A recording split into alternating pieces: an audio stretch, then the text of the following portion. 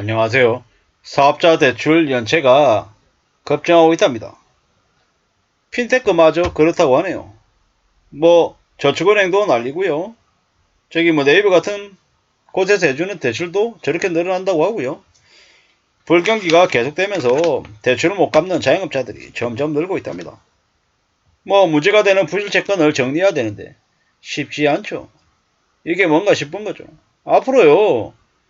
무리하게 빚을 내서 감당 못하는 이들, 그러한 빚도 있지만 소상공인들 먹고 살기 위해서 어쩔 수 없이 냈던 빚도 점점 더 이제 늘어나고 있다는 겁니다. 그러다가 지푸라기라도 잡는 심정으로 말도 안 되는 사기를 겪게 되기도 합니다.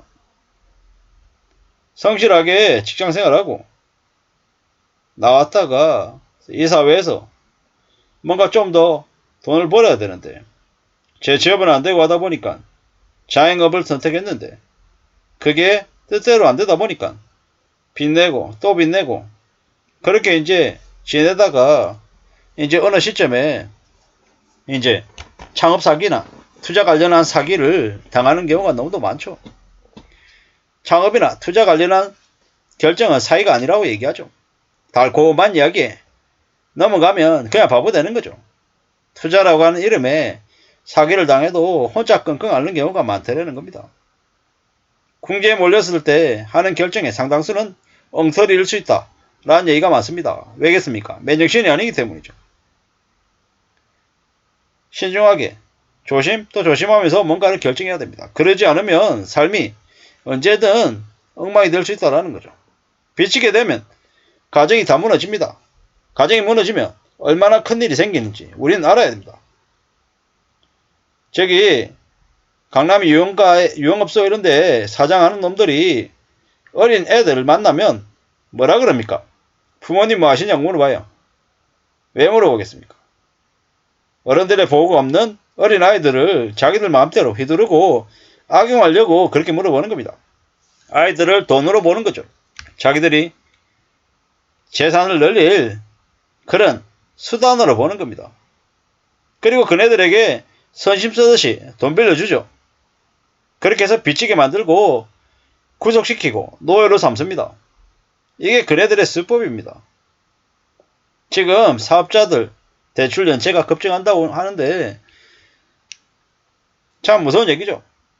연체율이 치솟은 건 불경기나 아니면 장사가 안 되는 여러 가지 이유들 때문에 있는데 취약한 업종부터 영업도 안 되고 자금도 확보 못 하니까 이제 빚을 못 갚는 지경이 이런 거죠. 이래저래 앞으로 사업자 대출 연체는 더 늘어날 전망이라고 합니다.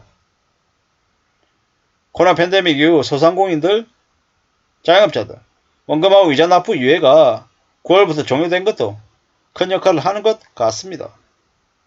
함부로 그럴싸하게, 멋있게, 우아하게 돈을 벌 생각 자체는 버려야 됩니다. 사는 게 절대로 내 생각대로 안 되는 경우가 많습니다. 사는 게 얼마나 힘든데요. 얼마나 어려운데요. 쉽고 만만하게 생각하면 그러면 그냥 엉망되는 거다라고 봐야 됩니다. 참 무서운 일들이 계속됩니다. 정신 바짝 차려야 됩니다. 사는 게 얼마나 엉망인데 지금은 언제 어떻게 무너져도 하나도 이상하지 않습니다. 카이지 만화를 보셔야 됩니다. 욕심을 줄이며 살아야 됩니다. 한국의 존리, 부동산의 빠숑이나 이런 쓰레기 같은 놈들이 엄청나게 많습니다. 많은 사람들을 망가뜨렸죠. 참 별일들이 다 있습니다. 사업자들 대출, 연체, 이래저래 많은 충격들이죠. 우리의 삶이 어떻게 되겠습니까? 어떻게 흘러가겠습니까? 이제 답이 없는 거죠. 못 갚는 신용대출이 늘었다. 이런 얘기들도 있고. 이래저래 연체가 계속 늘어난다라는 건 상황이 많이 안 좋다라는 겁니다. 심각한 경우도 생각해야 되는 거죠. 지금은요. 많은 이들이 망가지고 있는 중입니다. 절대로 쉬운 상황이 아니라는 겁니다. 이러한 상황에 우리가 욕심을 좀만 심하게 부리면요. 큰일 나는 겁니다. 은행의 연체율이 경고등이 켜졌다. 뭐 이런 얘기들이 계속 나오면요. 결국 은행들도 대응을 안 할 수 없다라는 겁니다. 대응한다라는 게 뭡니까?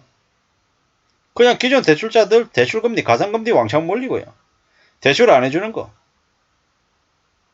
이건 결국 자영업자들이 목을 더 조르는 이제 방식으로 이제 이어지는 거죠. 답이 없을 겁니다. 절대로 그냥 괜찮아지고 나아지고 이럴 수 없다라는 겁니다. 이제 앞으로 대출금리 이제 계속 오르는 거죠. 오를 수밖에 없는 거죠. 답이 없기 때문에. 감당이 안 되기 때문에. 그렇게 이제 흘러간다라고 봐야 됩니다. 앞으로 살아가는 사람들의 모습들이 많이 어려울 거예요. 많이 암담할 거다라는 거죠. 얼마나 힘들지, 얼마나 충격적일지 지켜봐야 됩니다. 두고 봐야 됩니다. 뭐 사는 게 쉬운 것처럼 얘기하는 사람들 많죠. 웃기지 말라 그래야 됩니다. 지금은요, 20대 영끌족들이 답이 없으면 그건 나와버린대요. 눈에 보이는 게 없죠. 빚 2천만원, 3천만원 없다고 파산 신청하는 2030들이 늘고 있습니다. 참 무서운 얘기죠. 지금 난리랍니다. 연끌 다시 하고 빚도 다시 하고 이런 개막장치들이 벌어지고 있는데요. 20대들의 빚 안 갚는 비율이 엄청나답니다. 참 충격이죠. 지금 20대 가반수가 몸에 무신했다라고 하는데 그만 봐도 저게 뭔가 싶은 생각이 드는 거죠. 남 탓하고 원망하고 쉽게 돈 벌려고 하는 개쓰레기 같은 놈들이 너무 많죠. 그러다 보니까 성실하게 사는 2030들이 상대적으로 묻혀가지고 티가 안 나는 거죠. 시간이 지날수록 한국에 어떤 일이 생기겠습니까? 개막장 일들이 벌어지는 거죠. 지금은요, 금리가 계속 올라가는 상황입니다. 계속 올라갑니다. 무너지는 사람들이 속출하고 채권들이 상각되기 전까지는 이 분위기는 계속 될 것 같습니다.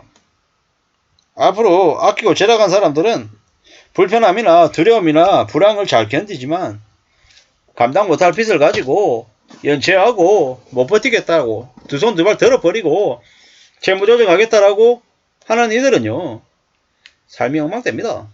채무조정자가 뭡니까? 옛날 말로 하면 옛날 말로 하면 신용불량자. 지용등급 내려가고요. 남들 2% 3%의 대출 받을 때 자기들은요 10%에 받아야 되는 거죠. 앞으로 더 충격적인 일들이 생길 겁니다.